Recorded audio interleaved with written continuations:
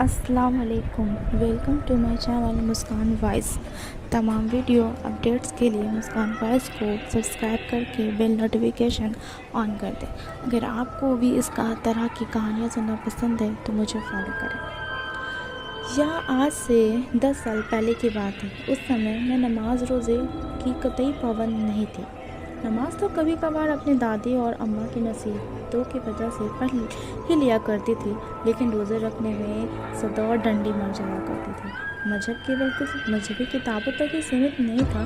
दादी मेरी बेपरवाही और मजहब से दूरी पर मुझे टोकती तो थी, मैं एक कान से सुन के दूसरे कान से उस नतीजों को उड़ाती थी। शायद यह सिलसिला आज तक बरकरार रहता अगर छुट्टियों के दौरान मुझे अपनी छोटी खाला के घर डेरा गाजी खाना जाना पड़ता। छोटी खाला के शौहर खासे सख्त आदमी थे, इसलिए उनके घर रिश्तेदार कम ही आया करते थे। एक बार अंकल कारोबार के सिलसिले में दूसरे शहर गए हुए थे, इसलिए खाला ने मुझे फ़ोन करके आने का मशवरा दिया। मेरी छुट्टियाँ भी थी, लिहाजा बड़े भाई के साथ खाला के घर जाने की तो तैयार हो गए। हालांकि अम्मा ने यह कहकर डराया भी कि निखत मेरी खाला का नाम था, खाला का घर भूतिया है, तुम एक दिन भी वहाँ नहीं बिता सकोगे। अम्मा की बात मैंने हंसी मुरा दी थी और उल्टे ये कहा था, अगर खाला का घर भूतिया है तो वो वहाँ रह क्यों रहे हैं? अरे बददिमाग जिन्नात जिससे खुश होते हैं उसे कभी तंग नहीं करते। मैं चिढ़कर बोली, बेफिक्र रहो अम्मा, मैं भी उन्हें डिस्टर्ब नहीं करूँगी और अच्छा लगे तो दोस्ती कर लेंगे, मैंने चहककर कहा, जिस पर अब अम्मा झल्ला कर रह गई। हाँ तो मैं बता रही थी कि मैं भाई के साथ डेरा गाजी खाला के घर चले गए और खाला का घर काफ़ी बड़ा था। उनके 2 बच्चे थे। मुझे देखकर खाला बहुत खुश हुई। भाई मुझे वहाँ छोड़कर अगले ही दिन कराची चले गए। वहाँ 2 दिन बड़े मज़े में बीते। इस दौरान अम्मा की जिन भूत वाली बात याद करके मुझे हंसी आती रही। आखिर मैंने खाला से मालूम है खाला, अम्मी क्या कह रही थी? तो खाला बोली, क्या कह रही थी बाजी? उन्होंने दिलचस्पी ली। फरमा रही थी कि आपका घर भूतिया है, मैं 2 दिन भी वहाँ नहीं बिता सकूंगी। कह तो बाजी ठीक रहे थे, उन्होंने संजीदगी से जवाब दिया, वाकई यह घर भूतिया है? मैंने हैरानी से पूछा।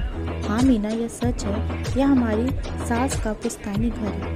खाला ने गहरी सांस लेकर बताया, जब मैं यहाँ ब्याह कर आई थी तो सास ने मुझे सख्ती से ताकीद दी थी कि कोने वाले कमरे को हमेशा साफ सुथरा रखना और उसमें कभी कोई सामान न रखा जाए। आपने कभी महसूस किया कि आपकी सास ठीक कहती थी, यानी कि आपने उस कमरे में कभी कोई अलौकिक दिव्य किसी जीव वगैरह को देखा है? मैंने क्वेश्चन वाला सवाल किया। नहीं, मैंने कभी किसी को तो नहीं देखा और ना ही कोई गैर मामूली बस महसूस किया। हालांकि मेरी शादी को 7 साल हो चुके हैं, उन्होंने गहरे सांस में कहा। हो सकता है यह आपकी सास का वहम हो, मैंने कहा। हो भी सकता है, लेकिन जिन्नात के वजूद से इनकार तो नहीं किया जा सकता, खाला ने संजीदगी से कहा। या सब पुरानी बातें खाला, इस दौर में इनका वजूद नामुमकिन लगता है, मैंने कंधे उचकते हुए बेपरवाही से कहा। उसी शाम खाला शॉपिंग के लिए बाजार गई तो मैं नहा कर बालों को सुखाने के लिए छत पर चली गई। शाम के बाद का समय था और अंधेरा फैलना शुरू हो चुका था। छत पे चारों ओर रंग बिरंगे फूलों के गमले रखे थे। मोतियाँ और गुलाब की खुशबू से छत महक रही थी। मैंने गहरी सांसें लेकर खुशबू को अपने अंदर उतारा और बालों को झटक कर कंघी करने लगी।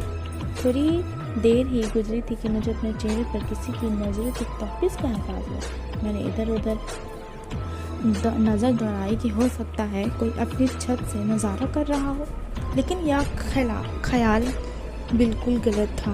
उस गली में सिर्फ खाला का घर ही 2 मंजिल मकान था, बाकी सारे घर 1 मंजिल थे, इसलिए किसी के देखने का सवाल ही पैदा नहीं होता था। मैंने इस बात को अपना वहम समझा और रुख मोड़ कर बालों को सुलझाने लगी। इस काम से फारिग होकर मैंने बालों को पीठ पर खुला छोड़ा, रेलिंग से लेकर सड़क पर आते जाते लोगों को देखने लगी। तभी मुझे अपने बालों पर कुछ दबाव सा महसूस हुआ। मैं चौंक कर मुड़ी तो छत खाली था। इस बात को तो मैं अपना वहम करार नहीं दे सकती थी, क्योंकि वह दबाव बखूबी महसूस किया था। मैंने यूँ लगा था जैसे किसी ने धीरे से मेरे बालों पर हाथ रखा और उन्हें हाथ में लेकर महसूस किया। मैं सोची, कहीं गुड्डू तो यह शरारत नहीं कर रहा है। मुझे 5 वर्ष रात ही खालाजाद गुड्डू का ख्याल आया, जो अचानक इसी तरह डराया करता था, फिर छुप जाता था। मैं छत पर बने उस कमरे की ओर बढ़ी जिसमें खाला ने ही बेकार चीज़ें डाल रखी थी। दरवाज़ा खोलने पर अंदर का अंधेरा कुछ कम हुआ तो मैंने उसे आवाज़ दी, गुड्डू गुड्डू, लेकिन उसकी ओर से जवाब न मिला तो आगे बढ़ी, कमरे में दाखिल हो गई। अचानक दरवाज़ा धड़ाम की आवाज़ के धड़ाम से मेरे पीछे बंद हो गया। मैं डर से ज़रूरत खड़ी रह गई। हज़ारों आशंकाएं मुझे डराने लगी। खैर किसी तरह दरवाज़ा खोलकर बाहर आ गई। बाहर आकर मुझे अंदाज़ा हुआ कि मैं पसीना पसीना हो रही थी, दहशत से कांप रही थी। मैं भी नीचे आ गई। खाला अभी तक बाजार से आई नहीं थी। मैं कुर्सी पर लेटी होकर अपने बिखरे बाल को जमा करने लगी। हवास बहाल हुए तो मुझे अपनी बुज़दिली पर सख्त अफसोस हुआ। हाय, मैं इतने कच्चे जहन की मालिक तो नहीं थी। दरवाज़ा बंद होने पर फ़ौरन जीन भूत पर यकीन कर बैठी। हो सकता है कि दरवाज़ा हवा से बंद हुआ हो। मेरे दिल में अनुमान लगाए इस बात पर ईमान ले आया कि यही बात हो सकती है। मैं इस मामूली बात से डर गई। अगर डरती तो इसमें गरज हो जाती कि जिन तेरा वजूद होता है। नॉनसेंस। मैं अपनी बेवकूफ़ी पर हंसने और खुले बालों में बल डालने लगी।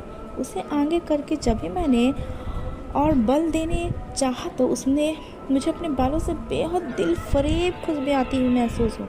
मैंने उस खुशबू को करीब से महसूस करने के लिए जो ही बात आगे किए तभी घंटी बजी।